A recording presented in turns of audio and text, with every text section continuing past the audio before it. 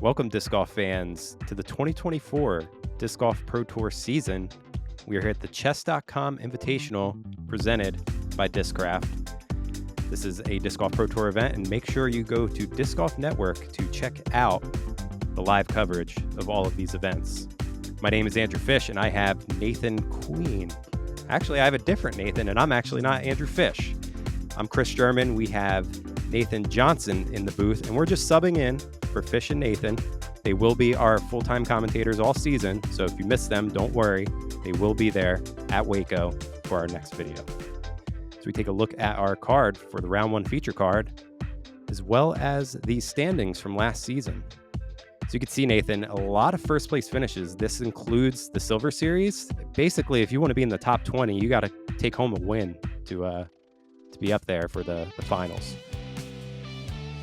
Yeah, it's a common theme on the Disc Golf Pro Tour these days. You got to be able to get a victory if you want to be at the top of the pack. Taking a look at hole one here at the Olympus Disc Golf Course, par 3, 357 feet uphill the whole way. The flex forehand is the best shot. If you've got it, you'll see some guys throw the straight backhand as well.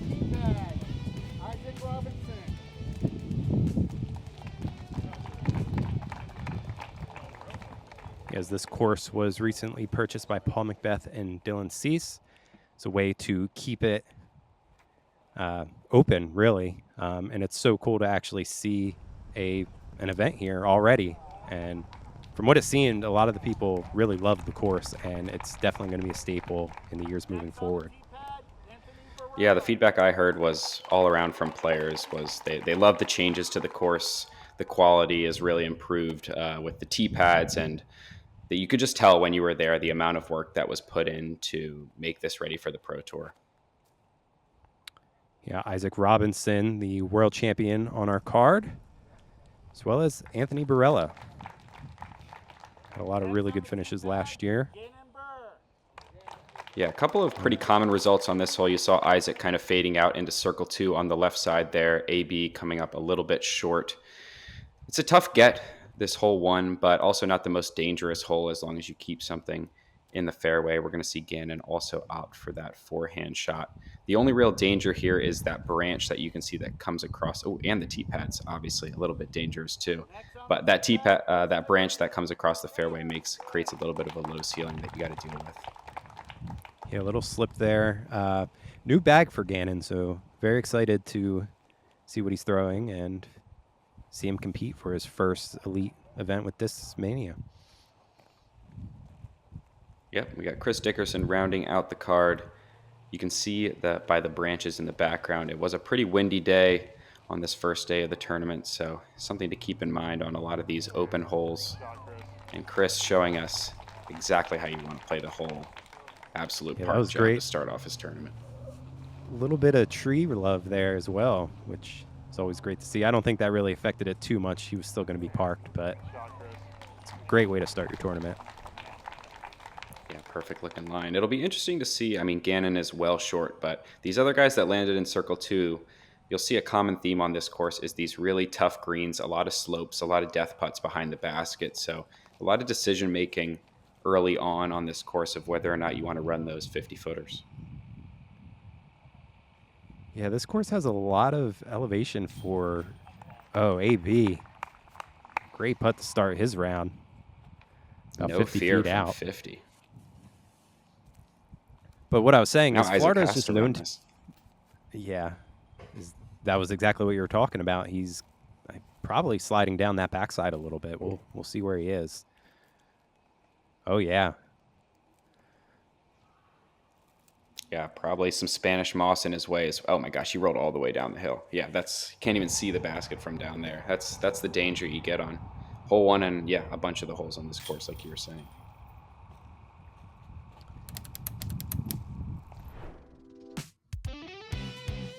Jumping into hole 2, 730-foot par 4. You've got this nice narrow tunnel off the tee. OB on the right-hand side, looking to land anywhere up here at this slight dog leg to the left.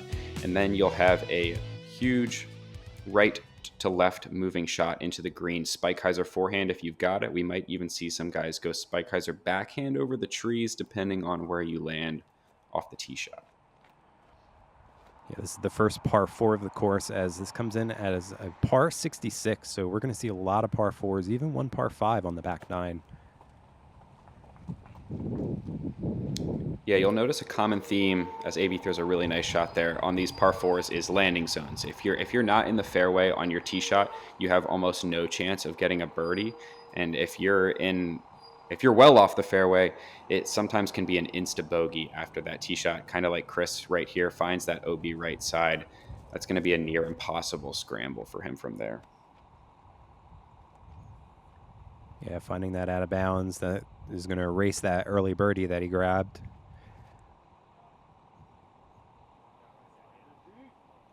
Super good smooth. From Gannon. Yeah, it's textbook. Pretty much perfect. You'd love to be not all the way on the left side with the sawgrass, but anything slightly on the left side of this fairway opens up that next shot into the green a little bit more. Isaac Robinson with a great pull here as well. This is going to put him in a nice spot. It'll be interesting to see what he does into the green here. Tricky for a guy without that power sidearm.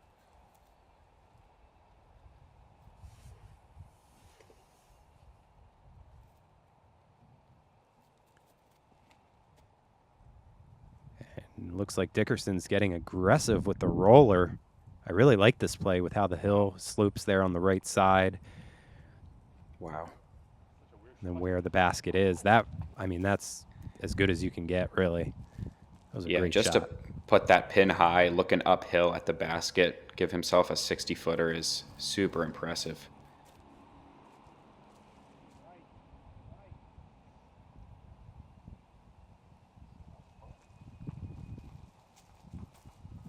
Looks like AB probably landing on that hillside. He'll probably have a circle 2 look from there.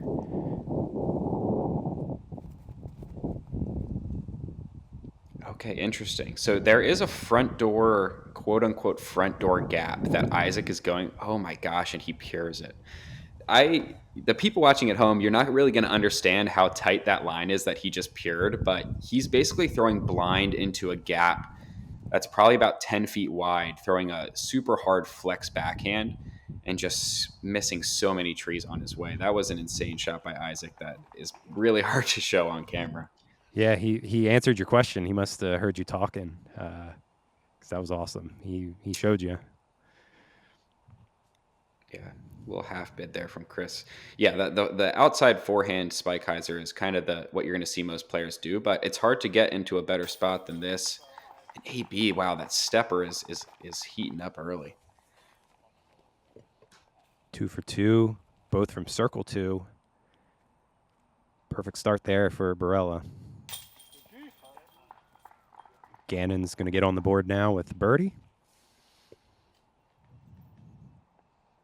As a birdie here on this hole is really good. I mean, this hole came in at 0.42 over par, so almost a half stroke over par. And our card here with 3 birdies, making it look easy. Yeah, third hardest hole on the course scoring-wise. So, but yeah, these guys are definitely not making it look that way.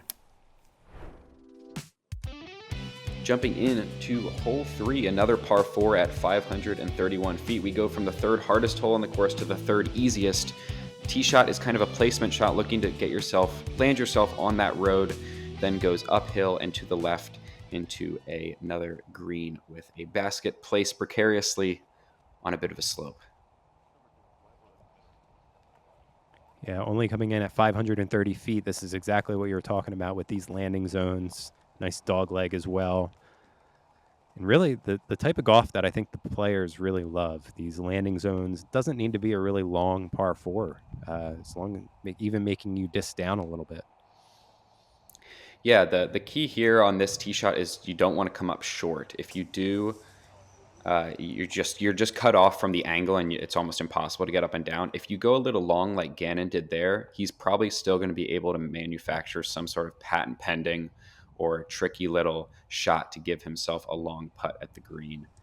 This is looking nice from Isaac as well. Oh, catches the backside, and that's a really bad roll because that puts him into that short area, which cuts off his angle a lot. But he might still have a chance at the up and down. It's just going to make things a lot more difficult. Yeah, very fortunate it rolled that extra 20 feet into the center of the fairway, so opened up the angle a little bit for him. Oh, and Dickerson just catches the correct side of the tree. If he hits the short side of that tree, it's going to be in trouble, but a fortunate kiss. Let's see what Isaac's able to do here.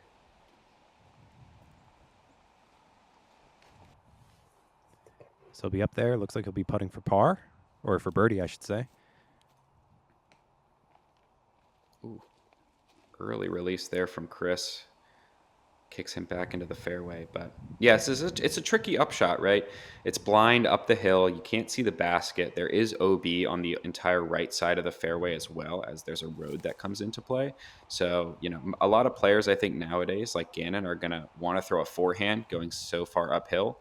But that forehand is going to tend to finish to the right and towards that out of bounds. So angle control on this upshot is pretty important.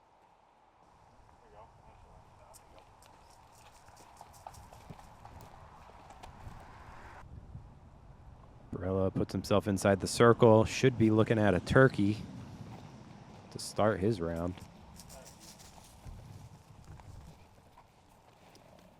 Yeah, and there's that little bit of slope. It's not much. It's pretty subtle on this green, but you can really get yourself into trouble if you don't hit it with the right speed and angle control. Can make an 8-footer turn into a 30-footer really quick.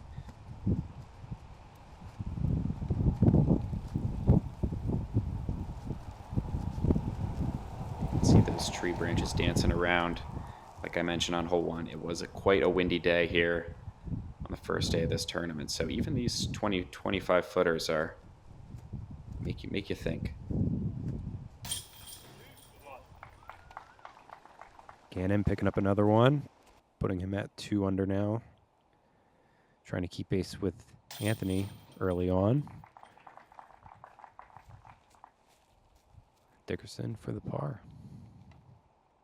Yeah, you'd like to get yourself off to a good start on this course. Obviously, hole 2 is pretty tricky, and we're going to see in a second here, hole 4 is also very difficult. So holes 1 and 3 are great pickups if you're able to get them. So we have a little Chase Card Plus check-in. So us being the Chase Card providers, figured we show you some of the other Chase Card covers that's going on. So with this, we had Thomas Gilbert putting up a really solid round. He was looking at 6 down going into the final couple holes. So we see him grabbing a birdie here on 16.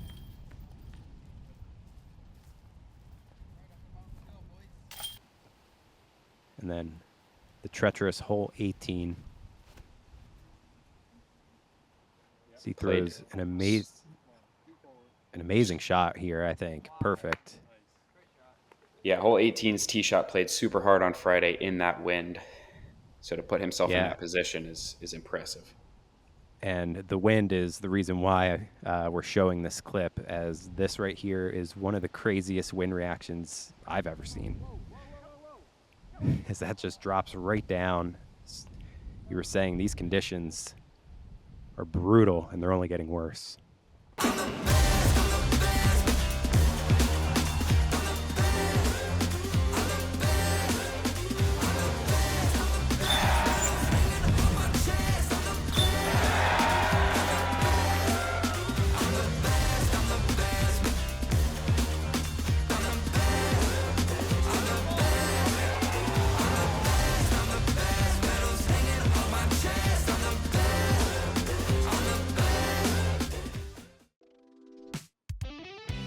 Jumping back into hole 4, 664-foot par 4.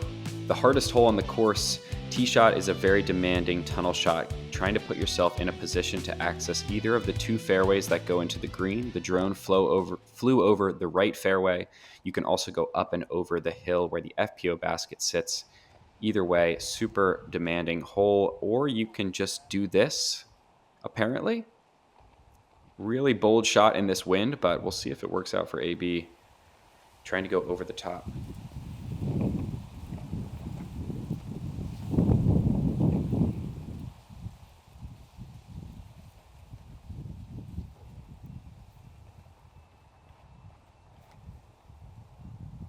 Gannon keeping it nice and low, not even messing with this wind.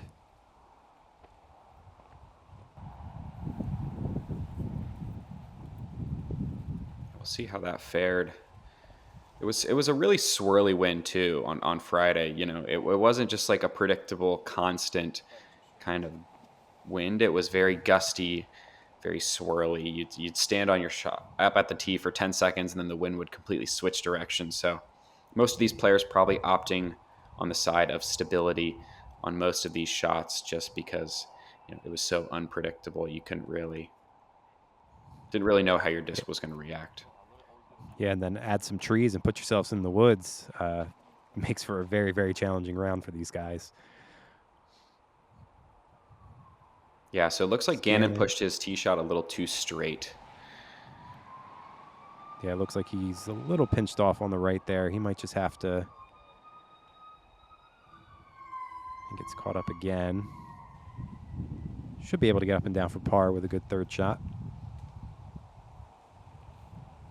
Yeah, it's still going to be a very demanding third shot, though, with the OB road and barbed wire fence on the right-hand side. Another pitch out there. Yeah, so he's got to thread this needle. Super low ceiling, tight tunnel. Going to have to skip something back up to the left to access the elevated green. That looks like he did a great job, but even then, that's probably likely circle's edge at best. Just a super demanding two-shot hole. Chris is going to try to show us the other route up and over the hill. Also very tight. Not really a good option for your second shot on this hole. Just, yeah, so many trees, the low ceiling, just all of it combined is quite difficult. Dealer's choice here for Isaac. He looks like he elects to go the right side, and it pays off for him. So he's going to be parked for birdie. Wow. Impressive. AB, I guess this is his drive. Putting him on the hill is the best drive you'll probably see. Well, I mean, I'm sure he could outdo himself, but from most folks all weekend. But even then, still a super demanding second shot. Looks like he gets caught up in some of that sawgrass.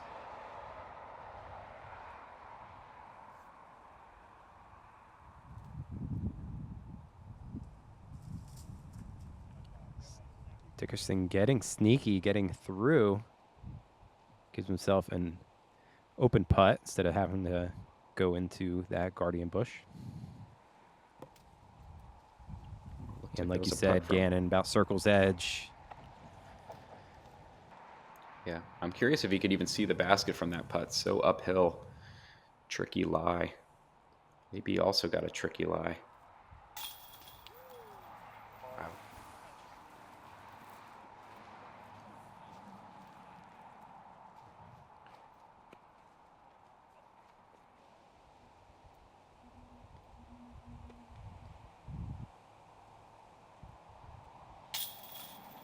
Ooh, right side, catches. That's the first blemish for Gannon this round. Pretty common result on this hole. 59% of the field taking bogey or worse on hole 4. So not too surprising to see that from Gannon. Chris with a nice par save. Yeah, shout out to Cole Radallen and Ricky Wysocki, the only two getting the birdie, as it did look like Isaac was the one that pitched out for par. Yep, jumping in here to hole 5, 408-foot par 3, actually playing closer to 430. You're looking to throw a straight to finish backhand if you're a righty, something that finishes just before the backside of this fairway to give yourself a putt. Really hard hole to park, a very common result. You'll see a lot of circle 2 putts from the gully. That's about 40 feet in front of the basket.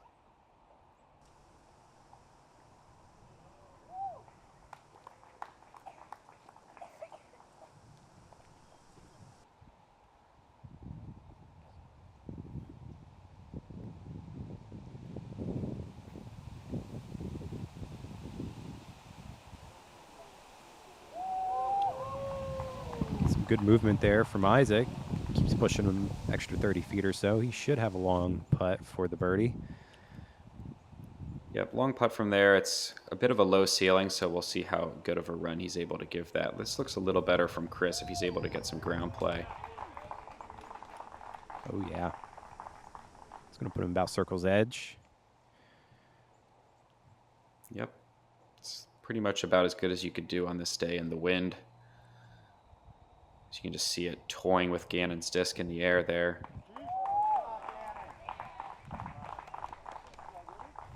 Similar result.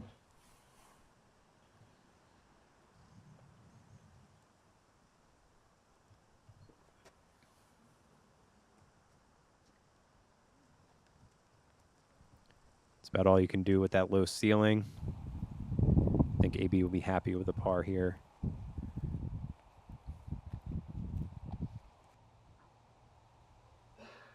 Yeah, I'm a bit surprised hole 5 did play as the 5th hardest hole on the course this day. It's just that combination of the wind and a new course for most of these players. Still trying to figure out the kinks. Looks like Gannon's putter's just a little off to start.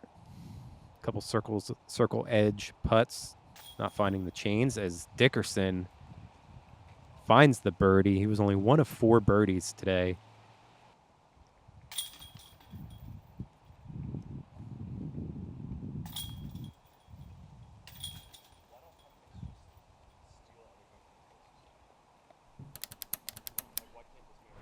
Jumping ahead to hole number 6, 790-foot par 4. Super downhill tee shot. You're trying to get as left as possible, which was not easy with the left-to-right wind that we had on this hole, looking to push your disc straight into that backside. And then if you are lucky enough to put yourself in a good position off the tee, most players are going to be throwing a left-to-right backhand turnover shot or a forehand into this protected green.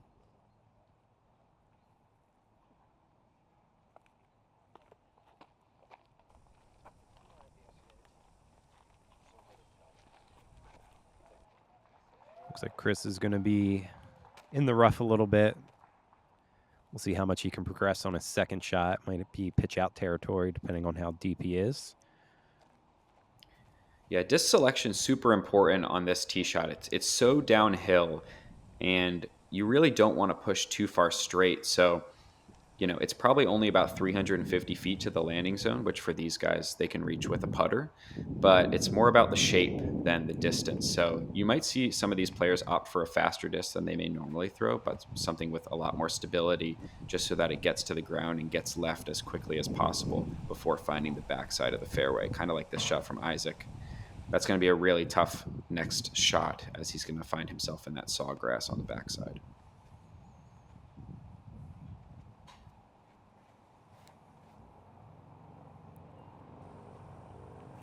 Looks like a good angle from Gannon.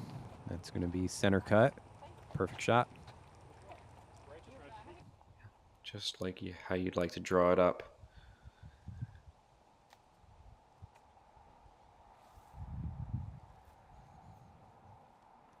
It's a tough lie there for Chris. Not too much he can do.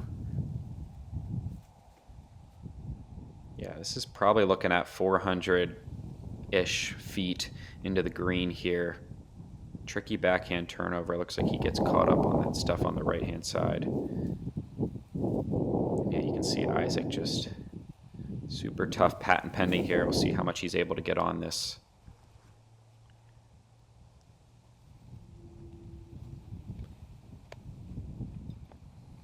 Yeah, just a matter of a couple feet, really changing your shot shape. Yeah, and this was a pretty strong headwind on this second shot here, so tough, especially if you're opting for the backhand turnover line to get that stability right, something that holds and doesn't fade out, but also doesn't overturn into a throwaway. These guys, Barela and Buhr, both opting for the overstable forehand. Gannon doesn't like that one, though. Not too bad of a result. Yeah, another kind of circle's edge to circle 2 putt. He'll be putting uphill again. Seems to be the theme for him so far. It's really a theme on this.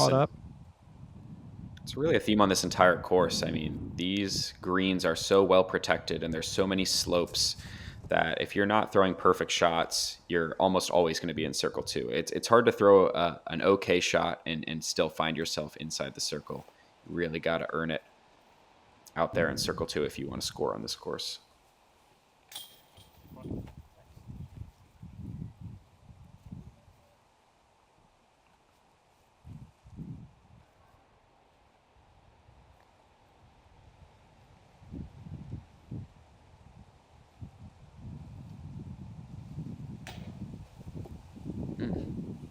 Oh, no.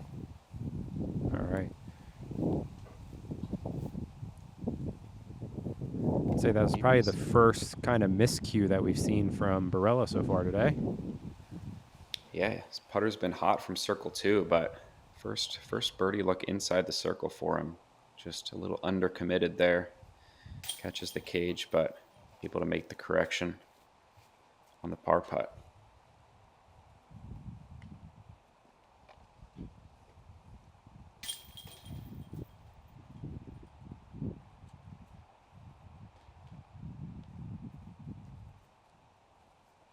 This par was pretty common. 62% of the field taking par. Still played a little over, though. So we're going to take another Chase Card Plus check-in and take a look at Nicholas Antilla. So he was out a little earlier than our feature card.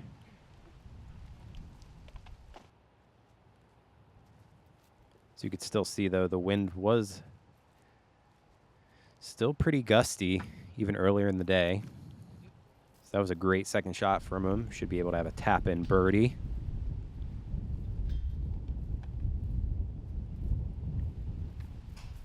And with that tactic that he loves so much, just very textbook up and down from him right there. As he really set pace to start this as another great shot on hole 18. Great angle control there. Drops right down a little bit on the right side, too. I mean, Nathan, I don't know if you could really draw it up any better than that. You can go hyzer into the green. Still a very demanding shot in that wind, but nice angle control. Never exposes the bottom of the disc to that wind. As Nicolas really setting the pace, looking at a 6 down to start round 1. So that's the number to catch right now. Taking a look at hole 7, a 350-foot par 3, pretty much a dead straight shot. Bit of left to right slope the whole way down the fairway. Got some tricky trees very close behind the basket, so if you do come up short, you want to be careful about running any putts. And 2, angle control and distance control into the green is important. This shot is looking really nice from AB. Just clips that last tree, going to leave him right around circle's edge.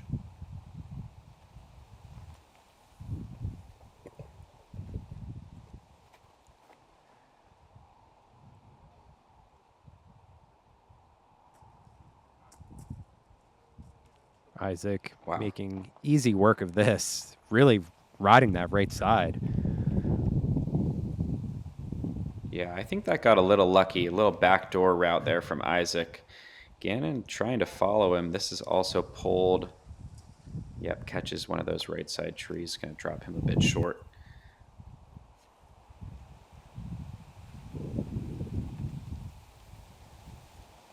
Chris looking to bounce back. After taking a couple birdies and then bogeys right after. A little early, but it looks like it funnels towards the basket.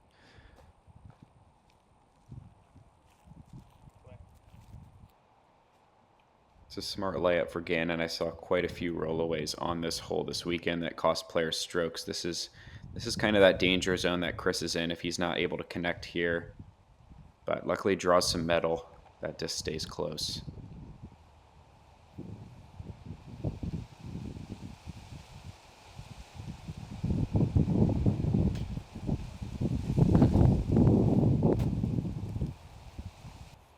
Another circle 1 miss from AB.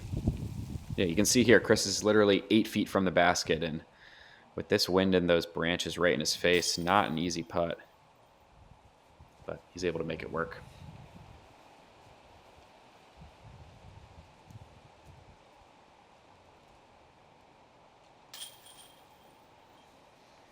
A couple pars from the guys as this hole came in about a quarter stroke under par. So 33% of the field getting the birdie here.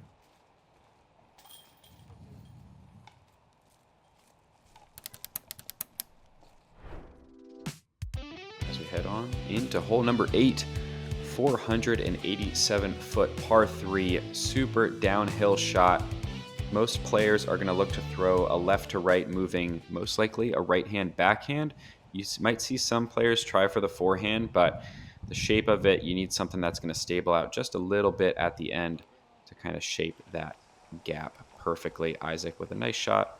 Might have come up a bit short right. We'll see where he ended up over there.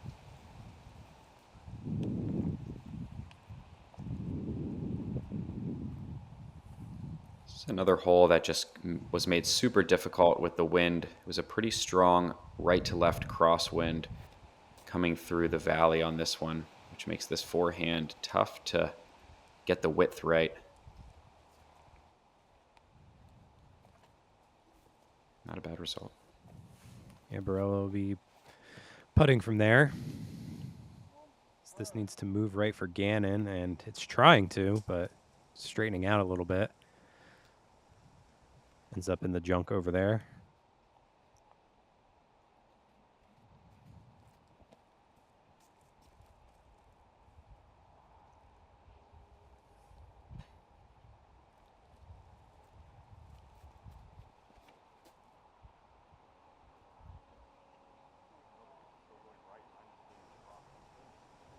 Pretty good shape from Chris. He's probably 40 feet or so. It's looking nice, just kind of got knocked down by the wind there late. Worth mentioning is Gannon catches a tree there. The rough on this course is super thick.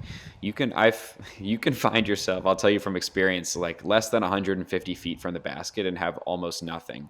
So, you know, even on these par threes, scrambling, as AB just knocks another one down from deep. There's the putter. But yeah, scrambling is going to be super important this weekend.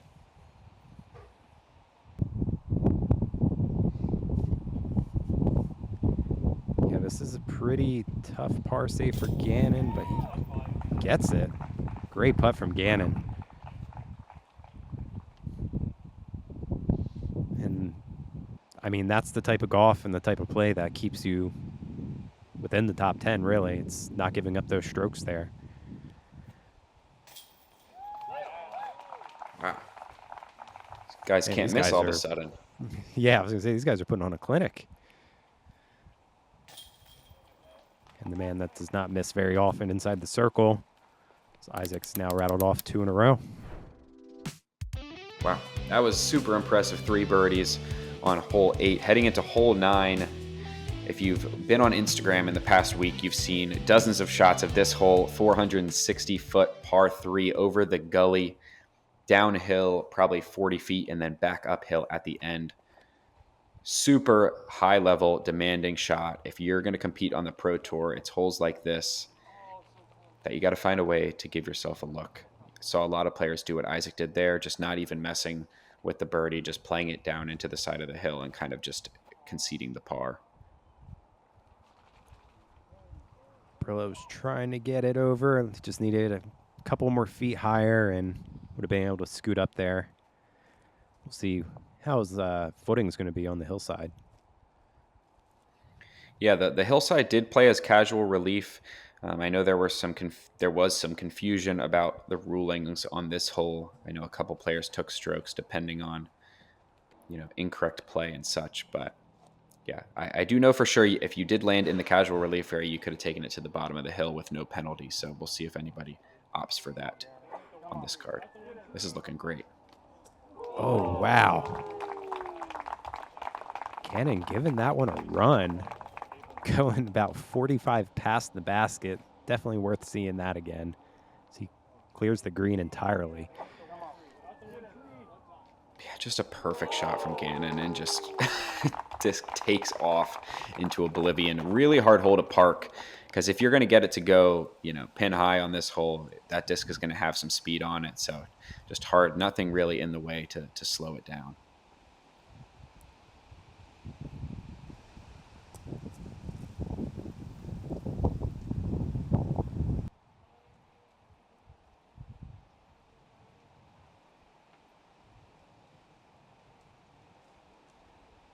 If you're curious at home, these upshots are completely blind. you have to stand at least 80 feet behind that hill to be able to see any part of the basket. So this is kind of a pick a point in the sky to aim for and hope that you're right. Yeah, a little tricky there. I mean, everyone executes it, but it definitely makes you think. Gannon for his birdie.